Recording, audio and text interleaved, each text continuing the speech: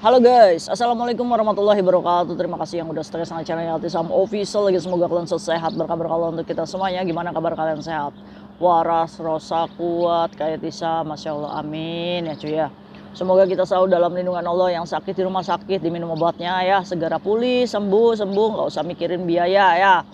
Terus yang di terminit hari ini semoga Allah mudahkan dalam mencari majikan baru yang masih berkelut dengan pinjol, rentenir, hutang piutang. Semoga Allah mudahkan dalam membayar. Amin.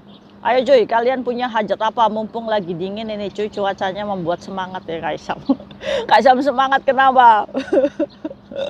Cuy, kamu itu seuzon aja. Aduh, kita duduk ngedeprok dulu, kita gibah dulu. Gibah, ambil pembelajaran dan positifnya ya. Jangan dicontoh segala tingkah laku teman kita yang kurang terpuji ya. Apalagi ngajak-ngajak teman kita untuk melakukan pelanggaran yang terpentok visa kerja kita sendiri. Masa sih kita selalu menanamkan dalam otak kita nggak apa-apa kalau ada masalah kamu kabur aja, overstay aja. Aman kok, di luar kamu bisa kos, bangun siang bisa, nggak usah kerja, nggak usah diomelin sama majikan. Loh, kalau kita berpikir kayak gitu terus cuy, ya nggak akan maju-maju kita ya kan. Yang ada kita kejerumus ke teman-teman kita yang nekat ya overstay di luar sana. Ingat cuy, sekarang ini lagi banyak razia dan penggerebekan. Kayak Sam juga mendengar nih dari oknum-oknum yang sayun. Kamu yang sayun jangan lupa ya bawa sikat gigi, gosok gigi, anduk ya. Barangkali nanti banyak polisi yang berkeliaran. Kamu nggak usah balik di kos, udah kamu tidur aja di restoran itu. Kayak Sam tahu aja, ya tahu aja. Nah, kesiksa banget ya. Gimana kita kucing-kucingan sama aparat pemerintah di sini gitu kan? Karena kita merasa salah, melanggar. Gimana caranya kita bisa hidup di sini lebih lama? Kucing-kucingan. Lah, mereka yang masih kucing-kucingan jam 12 malam kita udah ngorok di rumah majikan ya kan? Disuruh siapa kamu overstay ya kan? Sayun, mempersulit diri kamu. Ampun. Inilah kadang orang yang takut ya kehilangan sebuah rezeki itu ya kayak gini. Jadi akhirnya lucu kita yang melihatnya ya. Ini kan kesalahan kalian sendiri ya, udah terima saja bagaimana konsekuensinya. Ya kan ujung-ujungnya ya mereka sudah tahu gitu kan kalau ujung-ujungnya ya dia harus surrender dulu kalau pulang, dan dia juga harus cancel papernya dulu kalau misalkan dia pemilik paper. Ya sulit lah. Mereka itu adalah orang-orang yang keren gitu kan menurut Kaisam, kuat untuk menjalani ujian hidup di sini. Apalagi ini adalah negara Hong Kong, inilah sudah termasuknya number one expensive ya. Untuk hidup di sini tuh sangat mahal, number one cuy. Number one ini sangat mahal. Jadi sangat wajar sekali kalau biaya kos kalian itu harganya 6 juta. Wis, kalau misalkan di Indonesia ngekos 1 bulan 6 juta udah luxury ya cuy. Udah keren gitu kan. Udah di apartemen mungkin ya. Kalau di sini cuma ranjang satu ya kan. Apalagi yang penyedia kosnya ini adalah TKC ya kan. Saya carikan kerja ilegal tapi kamu ngekos di saya ya. Siapakah dia? Oh, apakah dia pekerja migran yang harus kayak Tisam report juga? Biar aja. Nah, kita lihat aja seberapa kuat kamu untuk mengcover orang-orang ilegal seperti ini. Akan ada masanya di mana Allah nyentil kamu gitu. Ini orang kok nggak sadar-sadar gitu kan. Kapannya? Nah, terjadi juga nih kayak hari ini yang mau kayak Tisam bahas. Sebenarnya Kaisam tidak ada masalah ya dengan mbaknya atau siapapun itu. Kaisam itu hanya orang yang hobi mengkritik orang-orang yang aneh di luar sana gitu kan. Kaisam juga sebenarnya nggak nyentil-nyentil sih, karena Kaisam tahu dia adalah anak pemegang paper ya, asilium. Dia gimana caranya dia harus membesarkan anak dan dia harus bertahan hidup di sini sangat wajar sekali. Jadi apa yang dilakukannya dengan berjualan ya kan, itu adalah hak pribadi oknum tersebut ya cuy ya. Silakan saja. Tapi cuma di sini yang keterlaluannya adalah kadang mindset aman di sini ini menjadikan doktrin untuk teman-teman kita yang yang kebawa arus juga ya.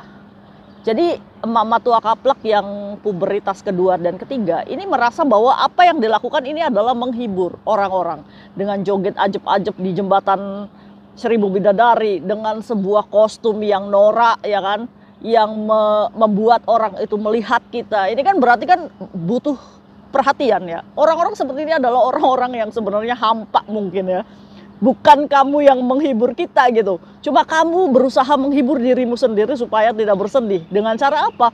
Dengan cara memutar balik kalau misalkan apa yang kalian lakukan adalah untuk menghibur orang banyak. Itu salah kaprah. Sebenarnya kita tuh nggak butuh dihibur seperti itu. Ya kan? Jangan memutar balik. Kamu butuh hiburan sendiri, tapi namanya mengkambing hitamkan kita yang mau dihibur gitu. Dan orang-orang yang berjoget bersama dengan mereka ini adalah tipe-tipe orang yang gampang terpengaruh gitu kan. Nah ini kan berawalnya ini dari sebuah video ya, kalau nggak salah 1 bulan atau 2 bulan yang lalu gitu kan. Pada joget kan semuanya, sampai bisa mengundang teman-temannya. Itu sampai full itu jembatan Mongkok udah berasa kayak di genjot-genjot itu kan. Kalau rubuh gimana kalian ini? Cuma kayak Sam liatin aja loh, ya Allah ya, ada-ada aja. Ya bukan merasa bahwa oh iya ya kompak ya Indonesia ya, ajeb-ajeb di jembatan. Loh, apa gunanya clubbing di sini? Apa gunanya wanca ya kan? Kalau misalkan memang kalian ini adalah SDM rendah yang merasa bahwa tempat itu adalah gratis gitu kan. Lah, orang yang memandang ini memalukan, orang yang levelnya sudah di atas berpikir, kalian lagi pada ngapain sih? Ya kan? Coba, nggak ada terhibur-hiburnya cuy. Kalian itu hanya menghibur diri kalian sendiri yang kosong dan sepi. Padahal untuk kita-kita yang sudah ibaratnya melihat bahwa oh ini bukan negara kita, ini punya aturan. Oh melakukan seperti itu salah, keliru, jangan dicontoh. Ada vaksinnya, ada. Ya kan? Cuma karena kalian terpengaruh oleh orang ya, suatu oknum di mana merasa bahwa boleh, enjoy, happy, ayo, nggak apa-apa kok. Kita nyalain speaker dengan keras juga nggak jadi masalah. Ayo kita ajeb-ajeb di jembatan. Dan endingnya ini masanya di mana teguran itu ada. Bukan kayak Tisam yang negur. Kalian dibentak-bentak sama polisi, ya kan? Kita tuh merasa iba gitu kan. Ya Allah, coba kalian itu ya dengerin kemarin-kemarin. Coba kamu tuh duduk aja di jembatan itu, tinggal makan ya makan, gimana caranya silent gitu kan. Nggak bisa. Namanya juga mama tua kaplak yang butuh validasi, yang butuh perhatian khusus. Ya kan, dengan merubah kostumnya yang tidak pantas sebenarnya untuk dilihat. Loh, Mak, kamu tuh punya cucu, punya anak di Indonesia gitu kan. Kalau misalkan sampai ngelihat kayak gini tingkah laku emaknya di sini, malu ya. Malu, apalagi orang tua. Itu loh, anakmu loh di sana itu pakaiannya loh, susunya sampai kelihatan. Loh, itu loh anakmu di sana loh, pakaiannya ngetat banget. Ya kayak Sam, ya jangan dengerin omongannya masyarakat. Yo, masyarakat Indonesia memang kayak gitu, sukanya gibah. Nah, makanya pentingnya kita itu mawas diri, bisa membawa diri kita ke level mana mau kamu bawa hidupmu. Itu aja sih pertanyaannya. Nah, tegurannya ya hari ini. Inilah oknum di mana merasa bahwa aman-aman aja, akhirnya dibentak oleh Pak T. Banyak nih orang yang mengcover sebuah permasalahan ini, kalau misalkan oh nggak jadi masalah kok, cuma ditegur aja, kenapa sih polisi itu ganggu kita aja yang lagi ajeb-ajeb. Nah ini adalah orang yang kurangnya empati tentang tempat yang yang dia sedang pijak. Di mana kalian berpijak? Di situ langit dijunjung. Di mana kamu warga Indonesia? Yuk jangan malu-maluin loh, ya kan? Nah inilah pentingnya buat teman-teman kayak Tisam di luar sana. Orang yang ditegur kemarin adalah orang yang memiliki asilium, di mana dia memiliki sebuah kertas yang mengizinkan dia untuk memperjuangkan paperannya di sini. Kalau misalkan dia ditegur dan diberikan sanksi atau fadjin, dia tidak membayar, emang boleh kayak Tisam? Nah ya kan, ini pertanyaannya. Nah pertanyaannya nih, kalau misalkan pekerja migran yang diminta sunfencingnya, apa yang dampaknya? Yo kamu punya report di imigrasi kalau misalkan kamu melakukan pelanggaran loh. Nah kejadiannya kemarin ya di jembatan Seribu Bidadari ini ada 3 orang yang ajeb-ajeb di situ, ya kan, dengan kostum uniknya mereka, dengan kacamatanya gede, terus dengan kostumnya lah yang unik ya. Mereka berdalih untuk menghibur ya. Padahal ada udang di balik rejek, di mana saat menghiburnya dia ada sesuatu yang mereka jual, ya kan? Cuma teman-teman yang lain ini karena merasa aman, doktrin aman, udah aman, ayo kita hiburan, menghibur diri sendiri. Ujung-ujungnya apa? Di situ kan sekarang itu lagi banyak sweeping, di mana narkoboy ini lagi banyak terjadi. Pelanggaran-pelanggaran terbesar itu adalah sebuah lingkungan public place di mana di situ banyak orang. Akhirnya kemarin itu yang terjun itu polisi sendiri, cuy. Bukan pade polisi. Polisi ini apa namanya? Maksudnya bukan dari dinas kesehatan lingkungan ya. Nah, Mbak yang pakai cempol itu masih jualan sih ya, tapi nggak digerebek ya. Mungkin padenya capek juga ngangkutin kerupuknya ya kan. Kasih mbaknya untuk balik modal dulu ya kan, masih nggak kapok-kapok aja, nggak apa-apa ya, terserah, itu adalah konsekuensi yang ditanggung sendiri ya kan. Pade ini jam 4:30 ya, setengah 5 lah, di situ dia merasa bahwa ada sebuah musik yang keras banget, atau dugaan kayak memang mbaknya ini sudah menjadi target untuk ditangkap ya kan. Kadang ya kita nih ngelihat Pak Ade ini senyum-senyum kan, ngelihat kita joget-joget lah, padahal mungkin di situ dia sedang mencari bukti. Cekrek. Loh, Pak Ade menyusup di antara kita. Oh, lagi apa ini senyum-senyum? Kitanya nih dalam berpikirnya nih, oh Pak Ade aja nggak apa-apa kok senyum-senyum, malah ajeb-ajeb sama kita. Padahal Pak Ade sedang menjalankan tugasnya untuk melakukan investigasi. Siapa nih biang keroknya, kan?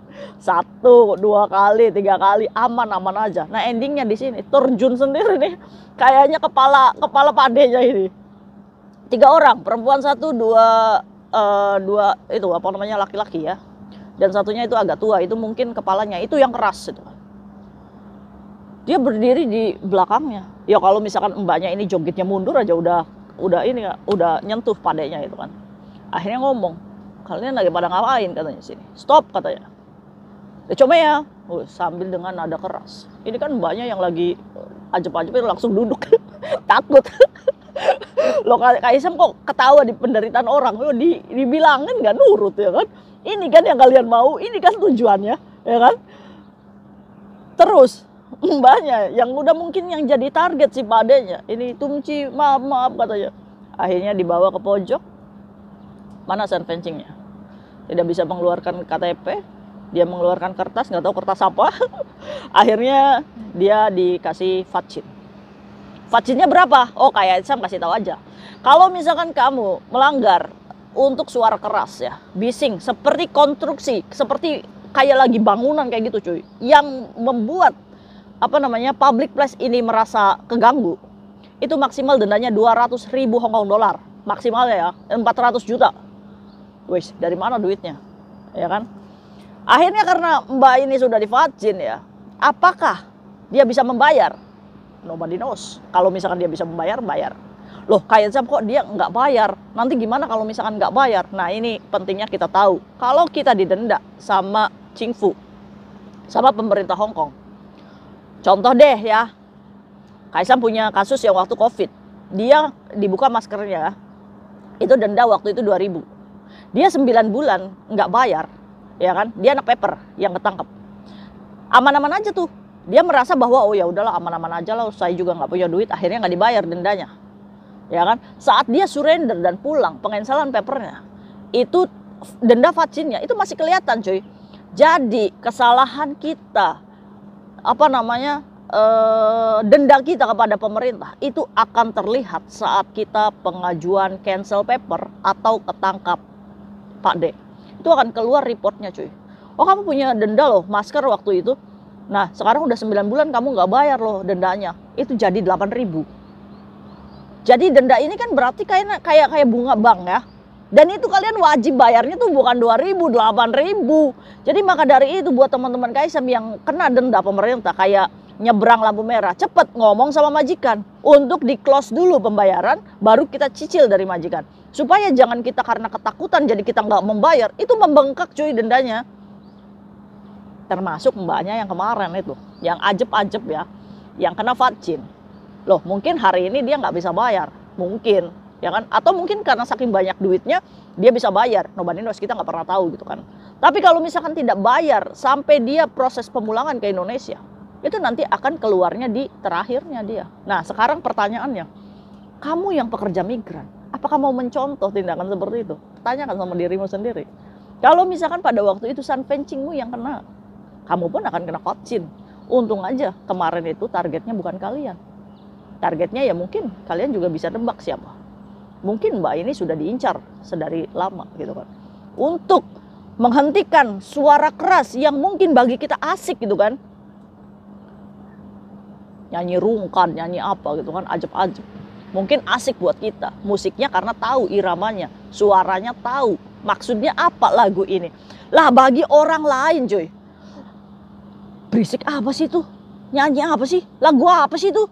Keras banget, pusing ini telinga. Nah itu makanya kita sebagai manusia perlunya punya empati. Dimana kita lingkungan itu bukan milik kita sendiri. Makanya Hong Kong menerapkan aturan tidak boleh bising di keramaian. Jangankan itu, kemarin yang di jembatan ini musiknya lebih keras daripada penjual yang di Samsuipo. Sekarang coba lihat penjual di Samsuipo, apakah ada yang teriak-teriak lagi? Nggak ada. Karena apa? Karena mereka taat hukum. Karena dia tahu aturannya, kalau mengeluarkan kebisingan itu ada vatjinnya. Nah yang nggak menurut ini siapa? Orang-orang kita, teman-teman kita yang didoktrin oleh suatu oknum bahwa melakukan tersebut aman aja, ngibur aja. Orang-orang tuh pada sakit kok jiwanya, ayo kita hibur biar happy mereka. Salah tempat. Sana sewa hotel di kamar ajeb-ajeb sendiri, atau kamu datang ke Wancai, ke clubbing yang udah ada lisensi dan izinnya. Kalau kita nggak punya duit, kita melakukan hal tersebut, apakah suatu pelanggaran? Jelas. Nah kemarin kan kalian menyaksikan bahwa mbaknya itu di vatjin, nggak usah bohong deh ya. Nah itu sekarang kembalikan, ini udah terjadi nih, target sasaran imigrasi untuk menumpas apa yang membuat kebisingan ini sudah ada di depan mata kalian sendiri, ditegur, divatjin. Sekarang pilihannya, apakah kalian akan melakukan hal yang sama, ya kan? Oh namanya teman kita Kaisam, kuping kiri nggak akan kedengeran, ya udah lakuin aja. Mungkin aja nanti akan ada masanya kamulah yang next vatjin. Guys, Kaisam tinggal lihat aja, nonton sambil ketawa. Udah dibilangin ngeyel sih ya kan. Nah kita yang aman-aman aja ya kan, yang mengikuti aturan, yang melihat kayak gitu, nggak nurut sih ya kan. Iya mantap jiwa. Nggak apa-apa ya, Kaisam dibenci nggak apa-apa. Yang penting teman-teman Kaisam pada pintar ya. See you next video, bye bye. Assalamualaikum warahmatullahi wabarakatuh. Bye.